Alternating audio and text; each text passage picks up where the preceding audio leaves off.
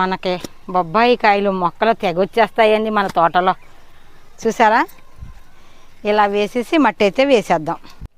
చూసారా, మీకు మొక్కలు మొదలని కప్పెడితే పురుగులు వస్తాయి అనుకున్న వారు ఇలా చేసేసుకోండి. ఇలా చేసుకుంటే మనకి ఇది వారం రోజులకే మట్టిలో కలిసిపోతుంది. మట్టి ఎక్కువ వేసుకుంటే పురుగులు కూడా రావు. చక్కగా ఇలా చేసుకుని మీ మొక్కలకి మంచి ఫుడ్ని ఇవ్వండి. నేనైతే పనికిరాని ప్రతి దాన్ని ఇలా ఇచ్చేస్తూ ఉంటాను. ఇవి మాత్రం మట్టిలో కలవటానికి మనకు కొంచెం టైం పడుతుందండి. ఇది అలా కాదు, మనకు వారం రోజుల్లోనే ఈ మట్టి తీసి మన మొక్కలకైతే ఇచ్చుకోవచ్చు.